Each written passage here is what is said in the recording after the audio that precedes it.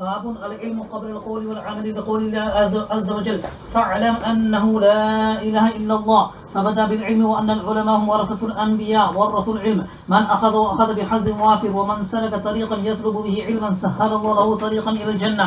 وقال إنما يخشى الله من عباد العلماء وقال وما يعقلها إلا العالمون وقالوا لو كنا نسمع ونعقل ما كنا في أصحاب السعير وقال هل يستوي الذين يعلمون والذين لا يعلمون وقال النبي صلى الله عليه وسلم ما يريد الله به خيرا يفقهه في الدين وإنما العلم بالتعلم وقال أبو ذر لو وضعتم السمسامة على هذه وأشار إلى قفاه ثم ظننت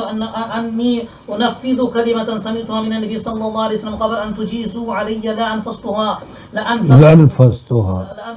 وقول النبي صلى الله عليه وسلم لا يبلغ الشاهد الغائب وقال ابن عباس رضي الله عنهما كونوا ربانيين حكماء علماء فقهاء ويقول الرباني الذي يربي الناس بصغار العلم قبل كباره. مصنف رحمۃ اللہ تعالی علیہ نے ترجمۃ الباب منعقد کیا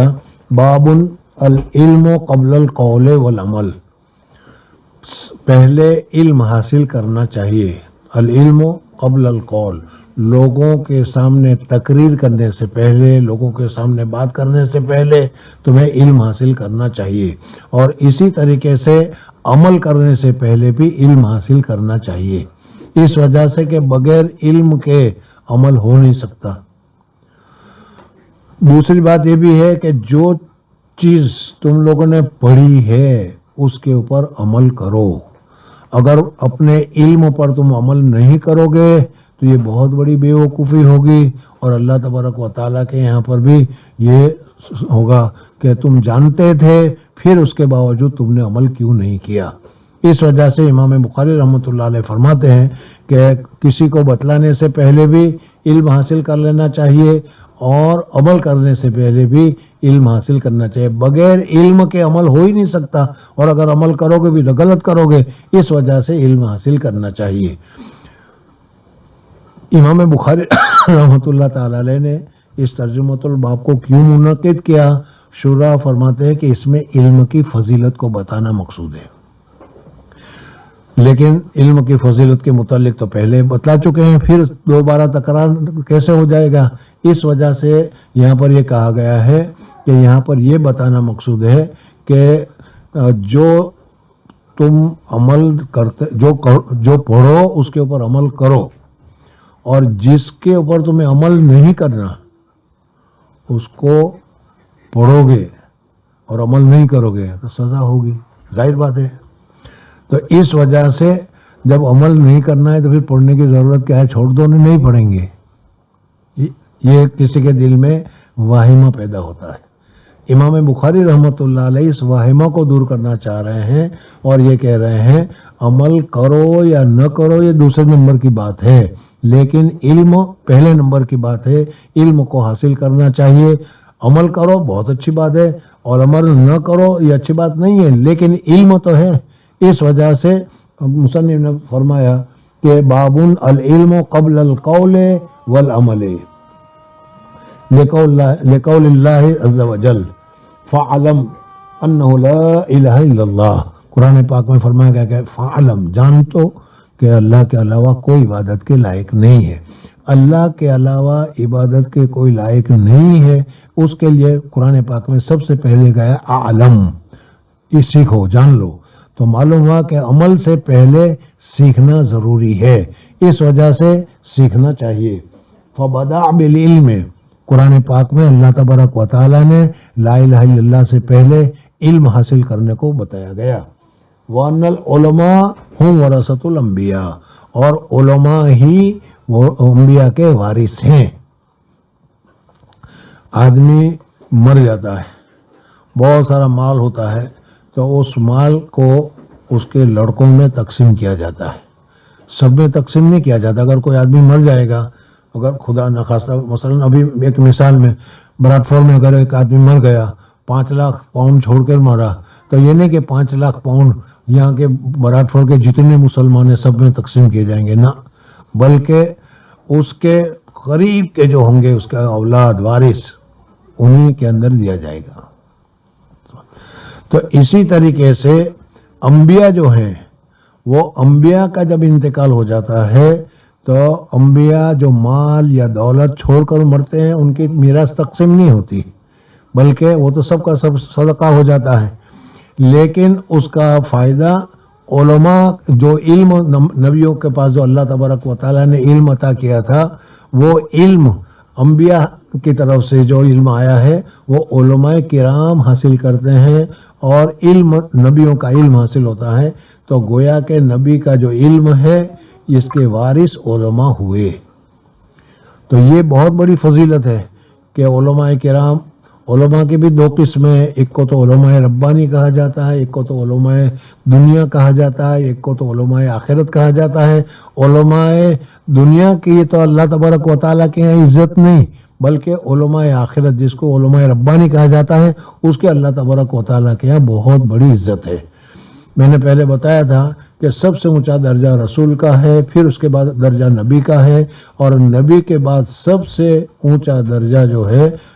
ایمان والوں کا ہے، اور ایمان والوں میں سب سے اونچا درجہ جو ہے وہ علماء کرام کا ہے۔ اس وجہ سے علماء کو اپنے درجہ اور اپنے مقام کو سمجھنا چاہیے، چاہے علماء مرد ہو یا عورت ہو، ان کو اپنا مقام اور درجہ سمجھنا چاہیے۔ تو یہاں پر اللہ تبارک و تعالیٰ نے فرمایا فَعَلَمْ أَنَّهُ لَا إِلَهَ إِلَّا اللَّهُ فَبَدَأَ بِالْعِلْمِ،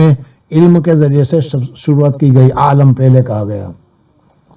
اور علماء یہی انبیاء کے ورثہ ہیں، ورثوا العلم، انہوں نے علم کی وراثت حاصل کی ہے۔ حضور صلی اللہ علیہ وسلم جو اللہ تبارک و تعالیٰ کی طرف سے دین لے کر آئے تھے اور جو چھوڑ کر گئے، وہ ہر ایک شاگرد یا ہر ایک آدمی جو علم حاصل کر رہا ہے، انہوں نے ورثوا العلم، انہوں نے علم کی وراثت کو حاصل کی۔ اب جب علم یہ اللہ تبارک و تعالیٰ کی طرف سے، نبی کی طرف سے گویا کہ ہمیں ایک چیز مل رہی ہے پیسوں کی اور پاؤنڈ کی، تو ہمارے یہاں بڑی قدر و قیمت، تو فرماتے ہیں کہ پیسوں کو جب حاصل کرنا ہو تو بہت اہتمام سے حاصل کرتے ہو، کہا کہ یہ علم جو ہے انبیاء کی وراثت ہے، فمن اخذہ، جو شخص کے اس کو حاصل کریں تو وہ اس کو بہت اہتمام کے ساتھ، بے حظ وافر، کامل حق کے ساتھ، کامل حصے کے ساتھ اس کو حاصل کرے۔ یعنی یہ نہیں ذرا سا پڑھ لیا، بلکہ خوب پڑھ کر زیادہ سے زیادہ علم حاصل کرنا چاہیے۔ جتنا زیادہ علم حاصل کرو گے اتنی نبی کی وراثت، اتنی نبی کی نورانیت ان کو حاصل ہوگی۔ بالحظ الوافر ومن سلک طریقا، اب اس میں علم حاصل کرنے کے لیے جو راستے اختیار کیے جاتے ہیں، علم حاصل کرنے کے لیے جو طریقے اختیار کیا جاتے ہیں، اس کی فضیلت بیان کر رہے ہیں۔ من سلک طریقا یطلب بہ علما، کہ جس کے ذریعے سے علم حاصل کیا جاتا ہے، پیدل چلتے ہو، سواری پر چلتے ہو، یا ایک ملک سے دوسرے ملک جاتے ہو، ایک صوبے سے دوسرے صوبے جاتے ہو، علم حاصل کرنے کے لیے جو بھی طریقے اختیار کرتے ہو، من سلک طریقا یطلب بہ علما سہل اللہ لہ طریقا الی الجنہ، تو اس راستے کو حاصل کرنے کے لیے موجودہ زمانے میں آن لائن ہے یا دوسرے طریقے سے جس کے ذریعے سے آدمی علم حاصل کرتا ہے، تو اس کے لیے جو مشقتیں اٹھانی پڑتی ہیں، تکلیفیں اٹھانی پڑتی ہے، پیسے کا خرچ وغیرہ ہوتا ہے اور چیزیں ہوتی ہے، تو اس کے بدلے میں اللہ تبارک و تعالیٰ سہل اللہ لہ، آسان کر دے گا اللہ تبارک و تعالیٰ اس کے لیے، طریقا الی الجنہ، جنت کے راستے کو آسان کر لے گا۔ اس وجہ سے اس راستے کو، علم کو حاصل کرنے کے لیے جو مشقت اور تکلیفیں ہوں، اس تکلیف کو اٹھانا چاہیے، اور اس تکلیف کے بدلے میں اللہ تبارک و تعالیٰ جنت عطا فرمائیں گے۔ علم کی بہت بڑی فضیلت ہے۔ حضرت شیخ نور اللہ مرکزو کا مقولہ میں نے پہلے تمہارے سامنے ذکر کیا تھا کہ امام بخاری پہلے باب میں کہ امام بخاری رحمۃ اللہ نے قرآن پاک کی آیت ذکر کی اور علم کی فضیلت میں کوئی حدیث بیان نہیں کی۔ یاد آیا؟ پہلی حدیث میں نے بتایا تھا، اور اس کا جواب یہ دیا تھا کہ چونکہ علم کی بہت ساری فضیلتیں ہیں، اس وجہ سے امام بخاری رحمۃ اللہ نے کوئی ایک حدیث بیان نہیں کی۔ اگر ایک حدیث بیان کرتے تو لوگوں کو احتمال ہوتا کہ بس یہی ایک فضیلت ہے، تو چونکہ اس کی فضیلت مختلف متنوع الگ الگ قسم کی ہے، الگ الگ طریقے کی ہیں، اس وجہ سے امام بخاری رحمۃ اللہ تعالی علیہ نے وہاں پر صرف قرآن کی آیت ذکر کی تھی، حدیث ذکر نہیں کیا تھا۔ دیکھو یہاں پر بھی یہ کتنی بڑی فضیلت بتائی کہ وہ علماء جو ہے یہ نبیوں کے وارث ہیں۔ دوسرا، یہ علم اللہ تبارک و تعالیٰ کا ہے، اللہ کے رسول کا لایا ہوا دین ہے، اس کو حاصل کرو تو حظ وافر کرو، زیادہ سے زیادہ حاصل کرنے کی کوشش کرو۔ اور تیسرا، اگر اس کے حاصل کرنے میں کوئی مشقت ہوتی ہے، کوئی تکلیف ہوتی ہے، کوئی خرچ ہوتا ہے، کوئی پریشانی ہوتی ہے تو پریشان ہونے کی ضرورت نہیں ہے، اس کے بدلے میں اللہ تبارک و تعالیٰ جنت کے راستے تمہارے لیے آسان کرے گا، اور جس کے لیے جنت کے راستے آسان ہو گئے اس کے لیے اور پھر کیا چاہے، یہ بڑی فضیلت ہے۔ سہل اللہ لہ طریقا الی الجنہ۔ وقال انما یخش اللہ من عبادہ العلماء، قرآن پاک میں اللہ تعالیٰ نے فرمایا اللہ تبارک و تعالیٰ سے جو ڈرتے ہیں وہ علماء کرام ہی ڈرتے ہیں۔ اس وجہ سے کیا ہے، اللہ تبارک و تعالیٰ کا تقوی، اللہ تبارک و تعالیٰ کی محبت، اللہ تبارک و تعالیٰ کی معرفت، اللہ تبارک و تعالیٰ سے تعلق، یہ سب تقوی میں داخل ہیں۔ یہ علماء کے حصے میں زیادہ ہے، علماء زیادہ سے زیادہ کرتے ہیں۔ یہاں پر ایک سوال یہ پیدا ہوتا ہے کہ ہم اپنے علماء کو دیکھتے ہیں تو ایسے ہیں ویسے ہیں ویسے ہیں، تو اس کے لیے میں نے ابھی بتایا کہ علماء کی دو قسمیں ہیں، ایک کو تو کہا جاتا ہے علماء خیر اور دوسرے کو کہا جاتا ہے علماء شر، ایک کو تو کہا جاتا ہے علماء دنیا اور ایک کو کہا جاتا ہے علماء آخرہ۔ سمجھنا، یہاں پر علماء دنیا کا تذکرہ نہیں، علماء آخرت کا درجہ ہے، علماء خیر کا درجہ ہے، جو اللہ تبارک و تعالیٰ کے لیے پڑھتے ہیں، اللہ تبارک و تعالیٰ کے احکامات کے مطابق زندگی گزارتے ہیں، ان کے متعلق فرما رہے ہیں کہ انما یخش اللہ من عبادہ العلماء۔ اس سے علماء کی ایک فضیلت معلوم ہوئی۔ وقال وما يعقلها الا العالمون، اللہ تبارک قرآن پاک میں ہی ہے، اللہ تبارک و تعالیٰ نے آخرت کی حالت وغیرہ، دنیا کی حالت وغیرہ ذکر کی، اور ذکر کرنے کے بعد بتایا کہ آخرت بہت ہی اچھی چیز ہے، لیکن آخرت اس وقت ہمارے سامنے نہیں ہے۔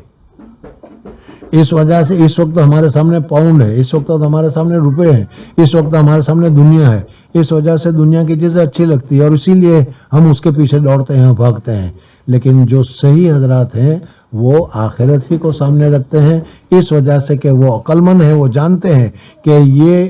کتنا بھی ہو لیکن یہ ہمیشہ رہنے والا نہیں ہے، ہمیشہ رہنے والا آخرت ہے، وہ آخرت کی چیزیں ہیں۔ اس وجہ سے وما یعلم الا العاقلون، عاقل اور علماء ہی کو یہ درجہ حاصل ہے اور انہی کو یہ وما یعقلها الا العالمون۔ وقال، اور قرآن پاک کی آیت میں وقالوا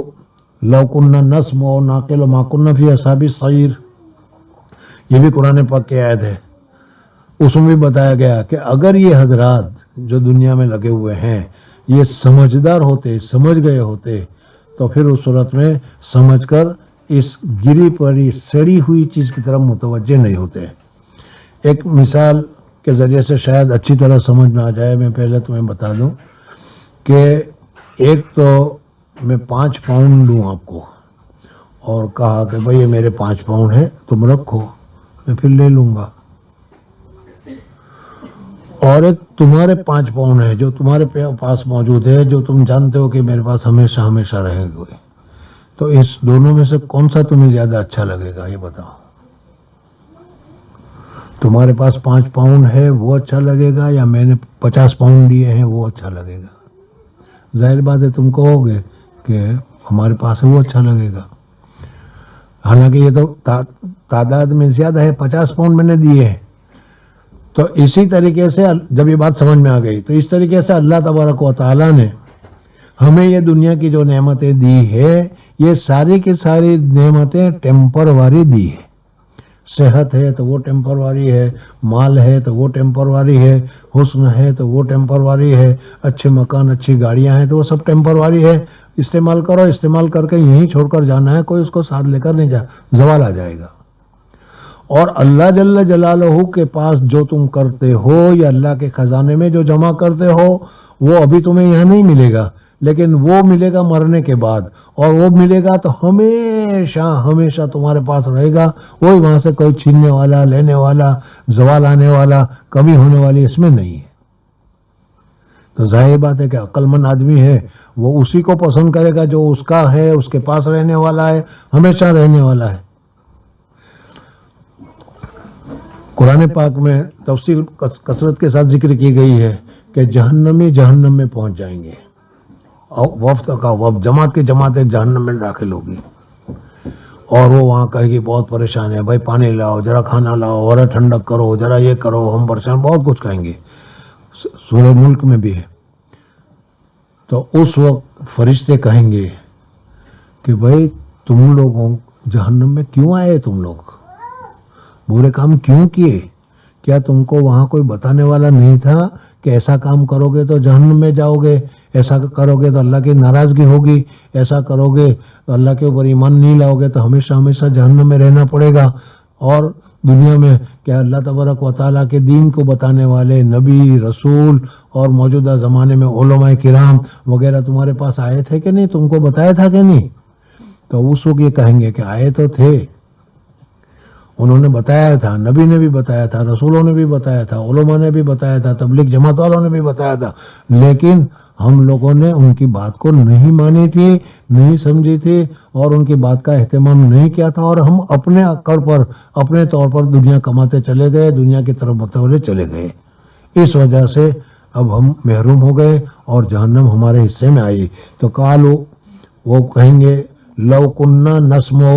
اگر ہم نبی کی بات کو مان لیتے، رسول کی بات کو مان لیتے، علماء کی بات کو مان لیتے، تبلیغ کرنے والوں کی تبلیغ کو مان لیتے، لو کننا نسمع او نعقل، اور اس کو ہم سمجھ بھی لیتے کہ یہ صحیح کہہ رہے ہیں، او نعقل ما کننا فی اصحاب السعیر، تو اب جہنمیوں میں سے ہم نہیں ہوتے۔ وقال، امام بخاری رحمۃ اللہ دوسرے آیت ذکر کر رہے ہیں، هل يستوي الذين يعلمون والذين لا يعلمون، جو لوگ عالم ہیں، جو لوگ جانتے ہیں وہ، اور جو لوگ نہیں جانتے وہ دونوں برابر کیسے ہو سکتے ہیں؟ وہ کبھی دونوں برابر نہیں ہو سکتے۔ اہل علم کا درجہ بڑھا ہوا ہے، ہر جگہ پر اہل علم کا درجہ بڑھا ہوا ہے، لیکن میں یہاں پھر بتاؤں، یہاں اہل علم سے مراد علم دین ہے۔ آج کل ہمارے یہاں علم دین کے حاصل کرنے والوں کے تو وقت نہیں ہے، ہاں گریجویٹ والوں کی، گریجویشن والوں کی بہت زیادہ اہمیت، بہت زیادہ احترام ہے، یہ صحیح نہیں ہے۔ هل يستوي الذين يعلمون والذين لا يعلمون، وقال النبی صلی اللہ علیہ وسلم۔ قرآن پاک کی آیت کے بعد مزید حدیث میں فضیلت بیان کر رہے ہیں۔ من یرید اللہ بہ خیرا، جس کے ساتھ اللہ تبارک و تعالیٰ خیر کا، جس کے ساتھ اللہ تبارک و تعالیٰ کا بھلائی کا ارادہ کرنا چاہتے ہیں، من یرید اللہ بہ خیرا یفقہہ فی الدین، اللہ تبارک و تعالیٰ اس کو دین کی سمجھ عطا فرما دیتے ہیں۔ تفقہ فی الدین، دین کی سمجھ، آخرت کے کام آنے والے چیزوں پر عمل کرنا، آخرت میں نقصان دینے والی چیزوں سے بچنا، یہ اصل میں تفقہ فی الدین ہے۔ انما وقال النبی صلی اللہ علیہ وسلم من یرید اللہ بہ خیرا یفقہہ فی الدین وانما العلم بالتعلم۔ امام بخاری رحمۃ اللہ علیہ فرماتے ہیں انما العلم، علم تعلم سیکھنے سکھانے ہی سے آتا ہے، یعنی یہ علم دین تم کو کسی ماہر اچھے استاد کے ساتھ پڑھنا چاہیے، اس پڑھنے کے بعد جو علم آئے گا وہ صحیح معنی میں علم ہوگا۔ ویسے مطالعہ کر کے بھی آدمی حاصل، آج کا تو انٹرنیٹ کا مسئلہ ہے، انٹرنیٹ پر جو دیکھ لو وہ سارا لکھا ہوا موجود ہوگا، اور انٹرنیٹ کو دیکھ کر کوئی آدمی اپنے آپ کو بہت بڑا عالم سمجھنے لگے، بغیر پڑھے ہوئے بہت بڑا عالم سمجھنے لگے، تو اس کے متعلق امام بخاری رحمۃ اللہ علیہ فرماتے ہیں کہ معتبر علم وہی